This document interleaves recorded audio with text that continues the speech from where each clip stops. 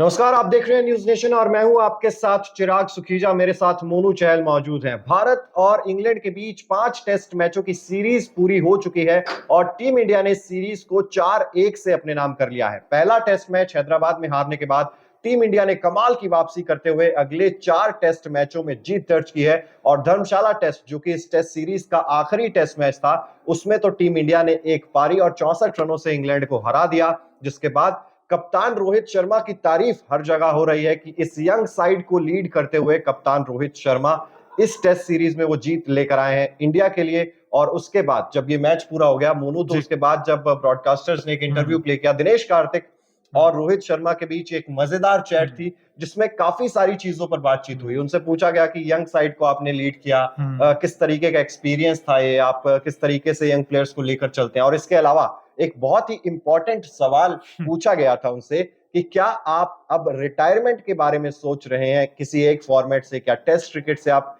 Retirement के बारे में सोच रहे हैं। तो उस पर भी उन्होंने जवाब किया। इस वीडियो में विस्तार से बात करेंगे उस इंटरव्यू पर कि रोहित शर्मा ने क्या क्या जवाब दिए। सबसे पहले तो मोनू, धर्मशाला में बड़ी जीत आई है, रोहित शर्मा का एक बहुत इंपॉर्टेंट रोल है इस टेस्ट जीत में। बिल्कुल बहुत इंपॉर्टेंट रोल है, क्योंकि जब ये टेस्ट सीरीज स्टार्ट हुई थी और जो पहला मैच इंडिया हारा था, उसके बाद सवाल उठे थे कि भाई रोहित वर्सेस विराट की कैप्टन में आपको लगता है कि विराट बेस्ट कैप्टन है।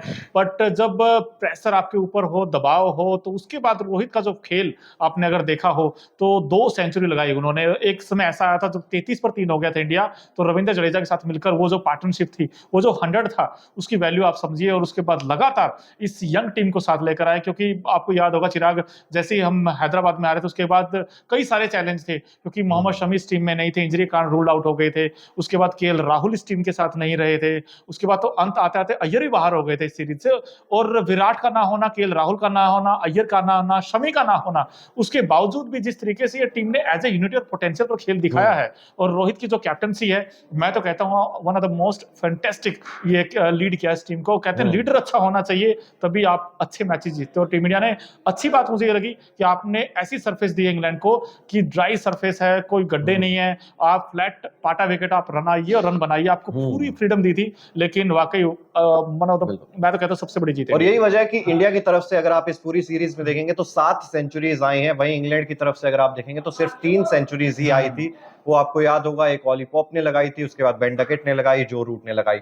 लेकिन जब उनसे सवाल पूछा गया कि यंग साइड को लीड करने का आपका एक्सपीरियंस कैसा था, तो उन्होंने कहा कि ये मुझे पता था इस सीरीज से पहले, क्योंकि जिस तरीके से केएल राहुल बाहर हो गए थे, विराट कोहली नहीं खेल रहे थे, तो उन्होंने कहा कि इस यंग साइड को मेरा एक ही मैसेज था कि आप फ्रीडम के साथ खेलिए, मैं पूरी फ्रीडम देना चाहता हूं। और दूसरी चीज ये कि अपने पर्सनल माइलस्टोन्स पर ध्यान मत दीजिए। Through out the world cup जो 2023 का हुआ था, उसमें भी हमने ये चीज देखा था कि वो एक एग्जाम्पल सेट कर रहे थे रोहित शर्मा खुद, क्योंकि अर्धशतक के बहुत करीब आ जाते थे, लेकिन उसके बाद भी टीम के बारे में सोचते थे, पर्सनल माइलस्टोन्स के बारे में नहीं सोचते थे। यही संदेश आगे युवाओं में भी पास किया गया है कि जिस तरीके से आपका कप्तान की सोच है, आपका कप्तान खेलता है, टीम के बारे में सोचता है। और उन्होंने कहा कि मेरा मैसेज क्लियर था कि आप बाकी सारी चीजें, कि मैं धर्मशाला में अर्धशतक बना सकता हूं या मैं रांची में शतक बना सकता हूं, इस तरीके की चीजें आप मत सोचिए। उन्होंने ये चीज भी कही कि पर्सनल माइलस्टोन्स इंपॉर्टेंट जरूर होते हैं, लेकिन अगर आप अपना नेचुरल गेम खेलेंगे, अगर आप फ्रीडम से खेलेंगे,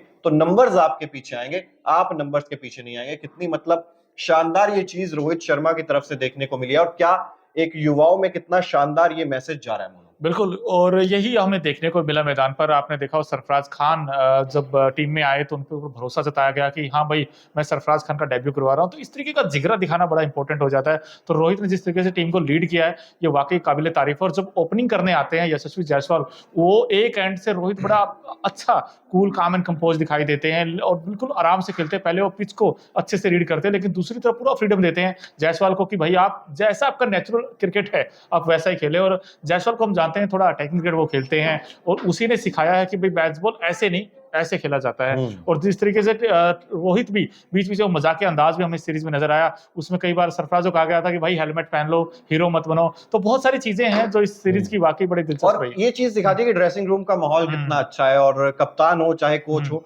इनका बहुत बड़ा रोल होता है, और वो चीज रोहित शर्मा ने बखूबी निभाई है। और एक और चीज, जो इंपॉर्टेंट सवाल दिनेश कार्तिक ने इस इंटरव्यू में आगे पूछा था कि क्या आप रिटायरमेंट के बारे में सोच रहे हैं, क्योंकि तीनों फॉर्मेट्स एक खिलाड़ी के लिए खेलना, वर्कलोड मैनेजमेंट भी होता है, तमाम चीजें होती हैं, आज की डेट में शायद पॉसिबल नहीं है। तो क्या आप सोच रहे हैं कि टेस्ट क्रिकेट से रिटायरमेंट ले लेना चाहिए। तो रोहित शर्मा ने इस पर भी अपने अंदाज में जवाब दिया। उन्होंने कहा कि मैं अपनी लाइफ टाइम का बेस्ट क्रिकेट खेल रहा हूँ, एंजॉय कर रहा हूँ मैं क्रिकेट को, खुशी से क्रिकेट खेल रहा हूँ। और उन्होंने साफ यही कहा है कि जब भी मुझे लगेगा कि मैं अब अपना बेस्ट नहीं दे पा रहा हूँ, या मुझे क्रिकेट से खुशी नहीं मिल रही है उतनी ज्यादा, या मैं वो कहते हैं ना कि 2% भी अगर मैं अपना कम दे पा रहा हूँ, तो मैं स्ट्रेट अवे मैनेजमेंट से बात करूंगा और तब मैं शायद तीनों फॉर्मेट से एक साथ ही रिटायरमेंट लूंगा। तो यानी कि साफ मैसेज यही है कि अभी रोहित शर्मा किसी भी फॉर्मेट से संन्यास लेने के बारे में नहीं सोच रहे, क्योंकि शानदार फॉर्म में 2 सेंचुरीज लगाई हैं इस टेस्ट सीरीज में, और कमाल की बल्लेबाजी भी कर रहे हैं और कमाल की कप्तानी भी कर रहे हैं। इसलिए रिटायरमेंट की शायद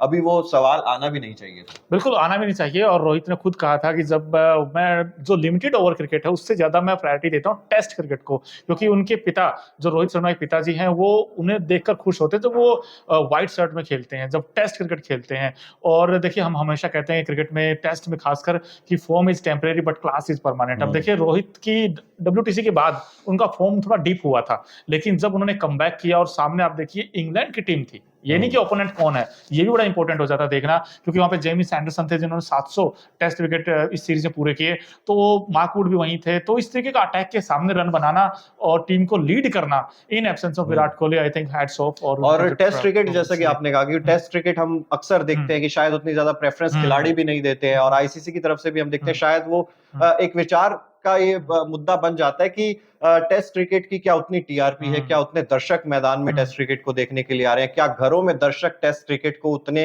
देख रहे हैं जितना वो T20 या ODI को प्रेफर करते हैं। लेकिन रोहित शर्मा ने इस चीज पर भी एक बहुत अच्छी बात की। उन्होंने कहा कि टेस्ट क्रिकेट ही बेस्ट फॉर्मेट है। सबसे पहले टेस्ट क्रिकेट की शुरुआत हुई, लेकिन अगर टेस्ट क्रिकेट को जिंदा रखना है तो उन्होंने कहा कि कम से कम 7-8 टीमें अपनी प्राइम फॉर्म में होनी चाहिए। और टेस्ट क्रिकेट का मतलब ये नहीं है कि आप इंडिया ऑस्ट्रेलिया, इंडिया इंग्लैंड इस तरीके से करें। ये 7-8 टीम जो उन्होंने कहा कि अपनी प्राइम फॉर्म में होनी चाहिए, और सभी के बीच ये जो है सीरीज जो है चलती रहनी चाहिए। अब जैसे इंडिया ने इंग्लैंड के खिलाफ खेला है, उसके बाद न्यूजीलैंड, बांग्लादेश, ऑस्ट्रेलिया के खिलाफ हमें खेलना है। तो इस तरीके से अगर टेस्ट क्रिकेट में प्राइम 8 टीमें अगर खेलती रहेंगी तो टेस्ट क्रिकेट अलाइव रह सकता है, रहेगा। ये कप्तान रोहित शर्मा का मानना है। इस इंटरव्यू में उन्होंने इस पर भी बातचीत की है। तो चलिए, फिलहाल ये सब बातें हैं जो इंटरव्यू में रोहित शर्मा ने कही हैं, रिटायरमेंट के ऊपर, यंग साइड को लीड करने के लिए और टेस्ट क्रिकेट पर। इन सब चीजों में आपको क्या लगता है, क्या कुछ बदलाव आएगा? रोहित शर्मा की कप्तानी के बारे में आप क्या कहेंगे? कमेंट बॉक्स में जरूर बताइए। इसके अलावा अगर अभी तक आपने सब्सक्राइब नहीं किया है न्यूज नेशन को, तो जल्द से जल्द सब्सक्राइब भी कर दीजिए।